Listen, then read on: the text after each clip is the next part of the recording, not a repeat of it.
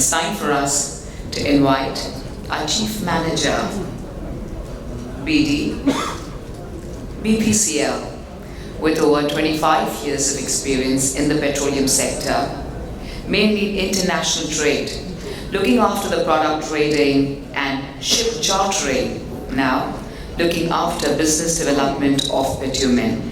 It's time for us to hear about the domestic bitumen production and the availability. Let's put our hands together as we invite our dignitary, Mr. Sandeep Govilji.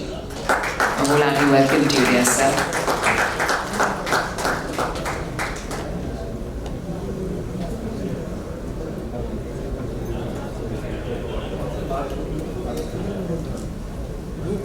Distinguished guests, ladies and gentlemen, very good afternoon to you all.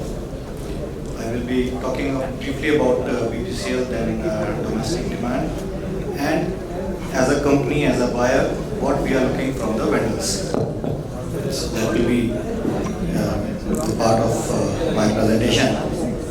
We all know that world has been severely impacted by the COVID, and most of the businesses were virtually grind to a halt. BPCL exhibited great resilience and swung into action and adopted the new norm. Our workforce was working day and night to ensure the uninterrupted production and ensuring supplies to the essential services during this difficult time. And we all must have experienced the supply of LPG, domestic LPG to our homes even during the most difficult of times. So that was the way BPCL workforce adapted to the new norms, and that is the reason why we are at the moment. Now all these things finally led to the position. These figures are as of March 21st. BPCL now is the second largest oil marketing company with 38.74 MMTPA of domestic sales volume with 22% of market share. Third in terms of refining capacity, which is 15.33% of the Indian refining capacity. And in Fortune 500, we are 309 as of March 21st. So we have certain allocates and awards to us in last financial year. Now, just to give you a brief about the asset portfolio, we are a fully integrated company with presence in the upstream, middle and downstream segments. We have assets in 7 countries, like you can see, Russia, Brazil, Mozambique being more prominent of these, with 20 blocks in 26 exploratory discoveries. They are at various stages of project, and in the mid and downstream sectors, we have 4 refineries. I have taken NRL here because though we have disinvested NRL in March, we still hold marketing rights for next 10 years. So that's how it's faring here. Now with again 38.3 MMT of capacity and 937 kilometers of pipeline from Vadina to Bina, that's the crude pipeline.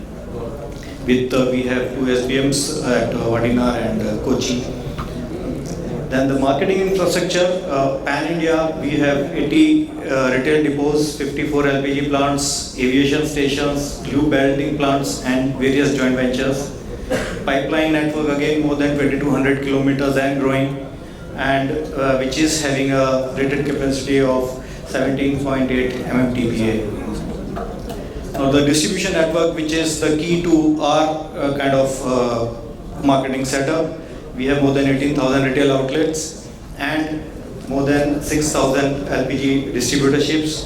The major ones now being going into the rural Indian sector. The company is divided into 7 strategic units, SBUs, which are supported by 23 supporting departments. 9,000 odd is the strength we have. These are the 7 SBUs, verticals you can call, starting from refinery, retail, LPG, industrial and commercial, aviation, lubricants and gas. Industrial and commercial is the particular department from where I am right now, which is looking after business to business transactions, which we have more than 8,000 customers, mostly industrial customers, looking after various products. More than 20 products we are handling here through our INC business.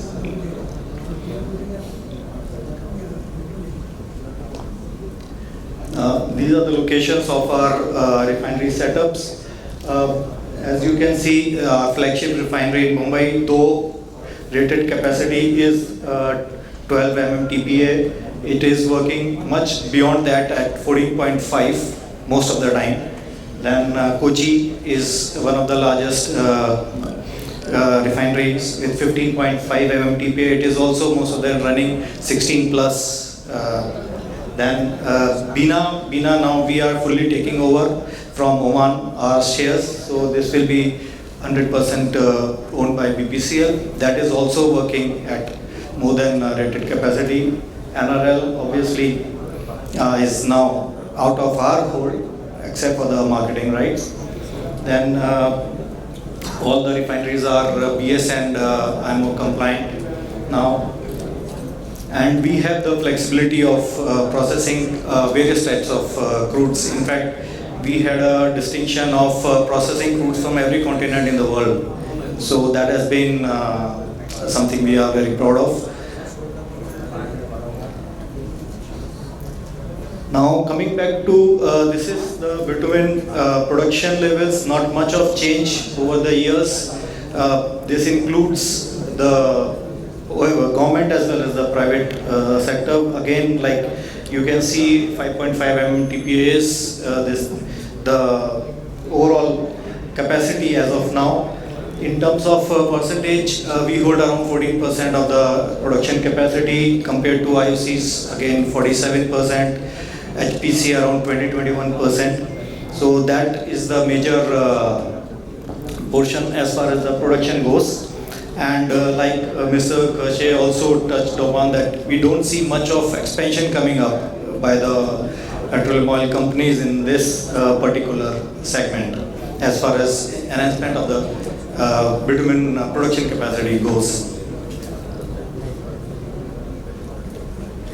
Now, domestic production numbers for last 5 years like this, we all know there was a growth till 18-19, substantial growth in fact, but then there was a dip in 1920. Again, we see the recovery in 2021. So hopefully we should be touching up now to the pre-pandemic region. These figures are for the production of oil companies as well as the private companies put together. Most of the exports are here for Nepal and Bhutan. Imports, again, we have seen gradual increase over a period of years. Like you can see the domestic production CAGR was minus 1.1. If you see the 5-year span, domestic consumption is growing and so are the imports. So that clearly shows that the bridge is being filled up by the imports. Previous speakers have also given this projection. 13th 5-year plan gives us 7.165 MMTPA is the projection for 21-22. So the thing of import is very clear. Now this is the domestic bitumen consumption. It's the bulk figures, bulk bitumen. Again, we see it has been led by northern region with 5.1 CJR in last 5 years. Slight dip in south, but east and west again showing a good growth. Now, if you see the percentage wise, next slide I will show you about the packed bitumen. This 16% of our bulk bitumen consumption is from east and northeast area. If you see the packed in this particular segment, you will find that east and northeast are substantially, it increases to 68%. So that is one reason can be the difficult terrains, their preference to packed bitumen, and states like Bihar and Jharkhand, due to legacy issues, they are now preferring packed bitumen. So this gives you the breakup of bulk as well as packed bitumen. Now, the Indian port scenarios, we are aware of our big coastline, more than 7,500, dotted by ports all across, right from in the west, from Mundra, Kandla, right up to Haldia. So all the ports, and most of the ports are now having bitumen facilities. Some are with only bulk as of now, but packed also. With Mundra most of the time leading the way. If we take these are the import volumes for last 2 years. Now, if we see the major bulk imports, Mundra almost has 25% import, followed by Haldia, Mangalore, Karwar, and Pipavav. When we move to packed bitumen, Mundra again figures top of the list, then followed by Kandla and JNPT. So these are the ports where the bitumen import has been increasing, and like we have seen in another factor, what we can see is, though there was a dip in April and May this year, but soon we caught up, and if you see from June onwards, there has been a constant increase, and then seasonality factors, one says that we've seen from November onwards there has been a substantial increase, and March we had 376 million metric tons of product imported here. Now I'll touch upon the model what we have been adapting for bridging our gap, because we know that product from availability from our refineries is limited compared to the demand and the potential we have across at various geographies in India. So we are now going, we have been in fact going after an sourcing model now, which gives us flexibility of reaching our customers at various geographies.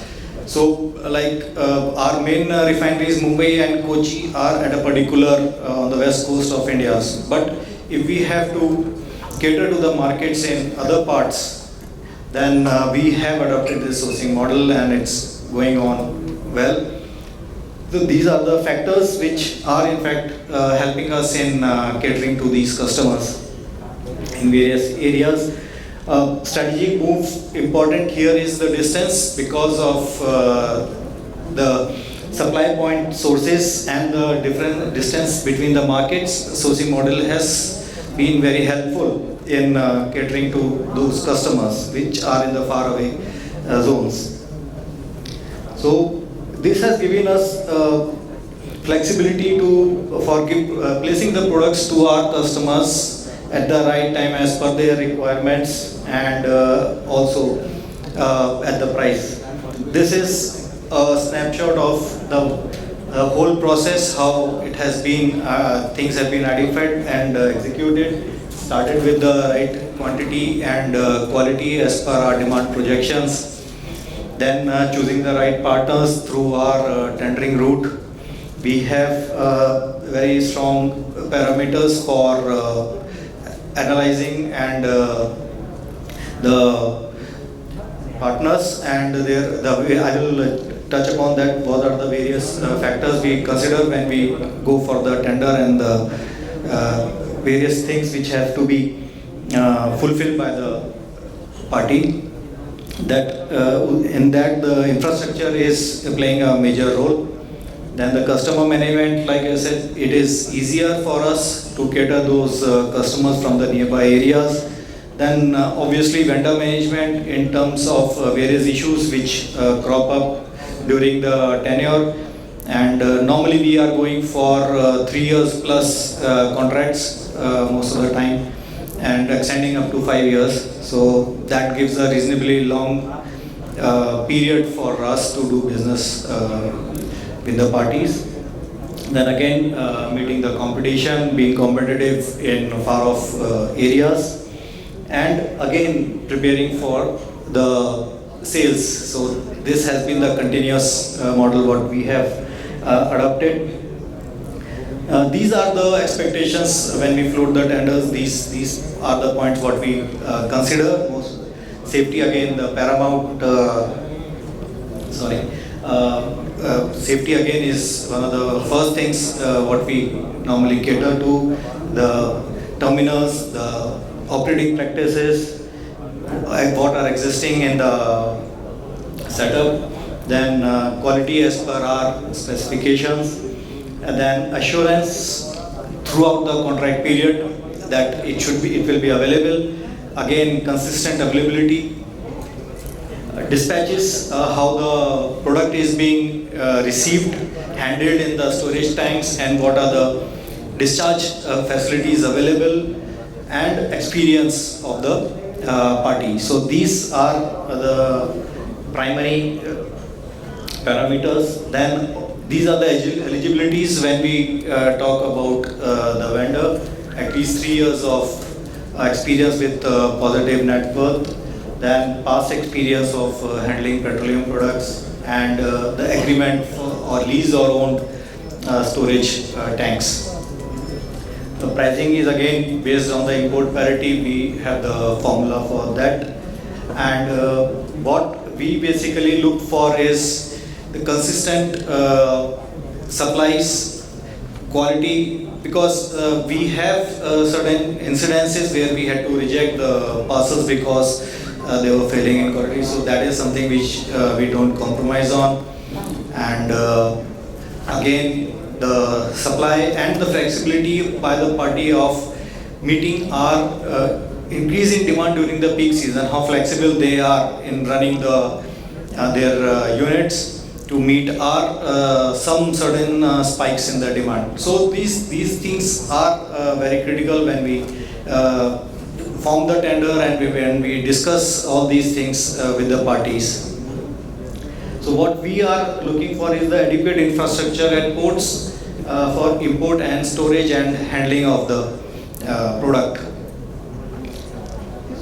So that's all from my side. Thank you very much for your patient listening. Thank you.